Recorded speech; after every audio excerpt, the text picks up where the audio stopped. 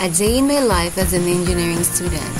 Fast forward, nagpa-refill na kami ng gas dahil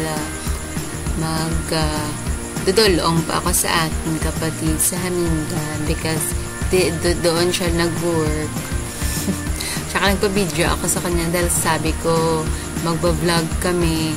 Magba-vlog ako kaya siya yung videographer ko. Tsaka habang nag-video siya, kita ko ngayon, hindi ko alam, binibidyohan na pala yung aking mukha. Oh my God, ang aking pagmumukha. Rapper. Wow! Tsaka fast forward, nakarating na kami sa Banawas ng Hamindan. Tsaka matapos kong mag-attend ng flag ceremony, ay nag-proceed din ako sa room. Tsaka that's the whole day of the day. Hindi ako nakapag-video ng lunch, ng snack. Tsaka nung hapon, kumain din kami ng kaldo dahil malamig. It's worth 20 pesos.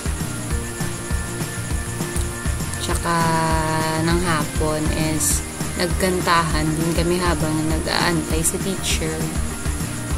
Fast forward, tapos na yung klase, hindi kami agad nakauwi dahil umuulan pa. Umuulan sa labas, kaya nagkulitan muna ang mga first one. Yeah. Nagplano ka ng gagawin dahil walang pasok, maagang walang pasok. Fast forward is dumating na ako sa Hamindan sugaton, para sugaton ang akong kapatid. Tsaka pauwi na kami, medyo madulas ang daan dahil nga umulan.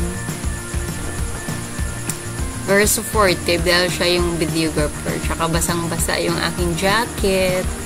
Nandito na kami sa Barangay Santo Rosario, papasok sa aming compound, the Silverio compound.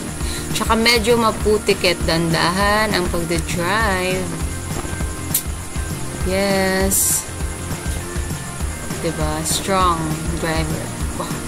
Tsaka yung motor ko is pinapapasok ko sa aming bahay. Sa loob ng sa aming bakuran. Loob ng bahay. Yes. Nagpo-park na ako. Tsaka tapos na yung araw ko ng naka-helmet. Matapos magbihis ng lahat, kumain, nagmerienda dahil gutom ang mga person.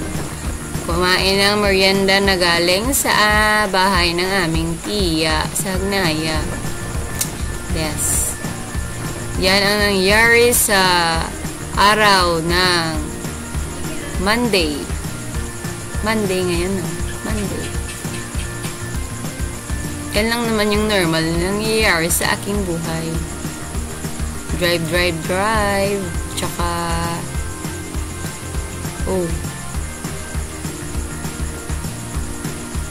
bye!